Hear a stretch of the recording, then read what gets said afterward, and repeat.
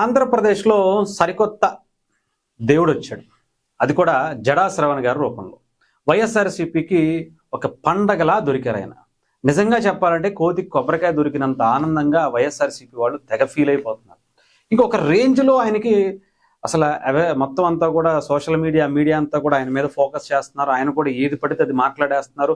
చాలా గొప్పగా చదువుకున్నారు అని చెప్తున్నారు. కొన్నారా అనేది కూడా ఆయన చెప్పాల్సినటువంటి పరిస్థితి ఉంది. అంటే దేశంలో ఆయనకన్నా రాజకీయ మేధావి కానీ అపర జ్ఞాని కానీ లేరు అని ఆయన వ్యక్తిగతంగా అనుకుంటారు. ఎవరికి అనిపించకపోవచ్చు కానీ ఆయన అనుకుంటారు.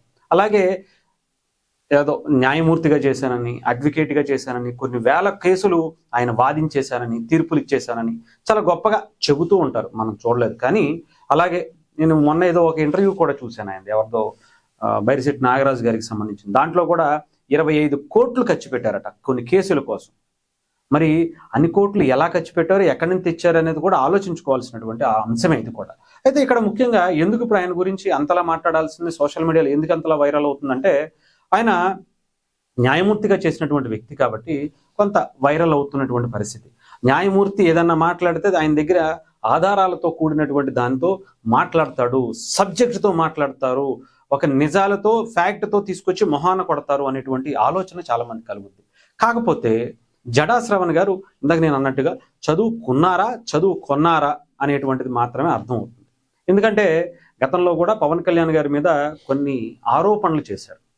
ఏది 5 కోట్ల రూపాయలు రోజుకు తీసుకుంటున్నారని, ఇప్పుడు నిన్న అయితే 10 కోట్లు తీసుకుంటున్నారని, నెలకి 300 కోట్ల రూపాయలు ఆయనకు అందుతున్నాయని, అంటే సంవత్సరానికి 3600 కోట్ల రూపాయలు ఆయనకు అందుతున్నాయని, అందేశాయని, ఎవరిని ప్రశ్నించడం కోసం, ప్రశ్నించకుండా ఉండటం కోసం, రెండింటి కోసం కూడా ఆయన లాభం పొందుతున్నారని, భారతదేశ రాజకీయాల్లో ఆయనకి ఒక సపరేట్ ఇది ఉంది అని చెప్పి చెప్తున్నారు. అదృష్టవంతుడు ఎవరైనా ఉన్నారంటే అది పవన్ కళ్యాణ్ గారే.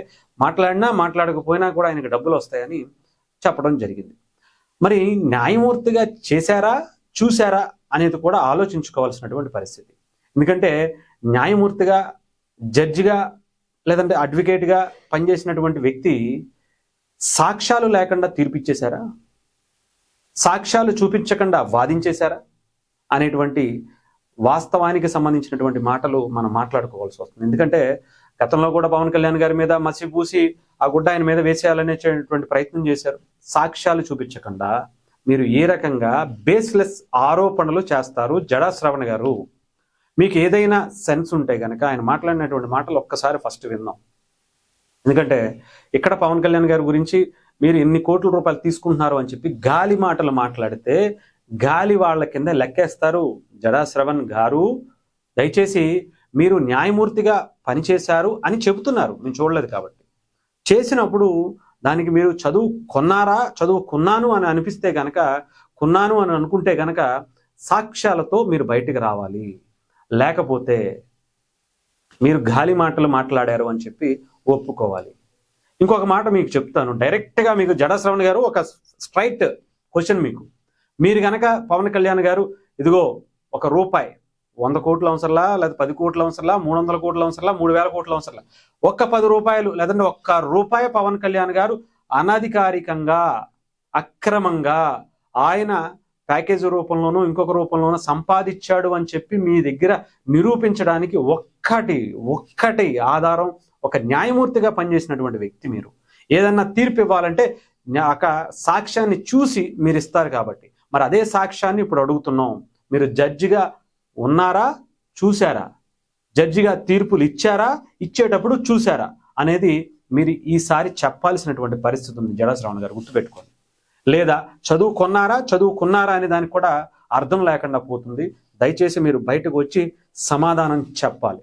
లేకపోతే నేను ఎక్కడో గాలి మాటలు, వైఎస్ఆర్సీపీ వాళ్ళందరూ కూడా అదే మాట్లాడుతూ ఉంటారు. వాళ్ళలా కూడా మీరు కూడా ఒక ఇదని కూడా అనుకోవాలి. గాలి మాటలు ఎవరో చెప్పారు, వీళ్ళెవరో చెప్పారు, నేను కూడా అది మీ దగ్గరికి వచ్చేసి చెప్పేశాను అంటే మీరు న్యాయమూర్తిగా పనిచేయలేదని అనుకోవాల్సి వస్తుందేమో. మరి చదువుకొన్నారు అనేటువంటి వాస్తవాన్ని తెలియజేయాల్సి వస్తుంది. అందుకని మీరు గాలి మాటలు మాట్లాడారా, నిజంగానే నిజాన్ని తీసుకొచ్చి బయట పెట్టేటువంటి ప్రయత్నం చేశారా? నిజంగా కనుక ఓపెన్ ఛాలెంజ్ మీకు, పవన్ కళ్యాణ్ గారు ₹1 తీసుకున్నారు అనే గనక మీరు నిరూపించగలిగితే మీకు ఈ నేను చెప్తున్నాను కదా, కొన్ని జీవితాంతం పాటు మేము చాలా మంది మీడియా వాళ్ళందరూ కూడా మీకు ఊడిగం చేసేటువంటి పరిస్థితులు ఉంటాయి.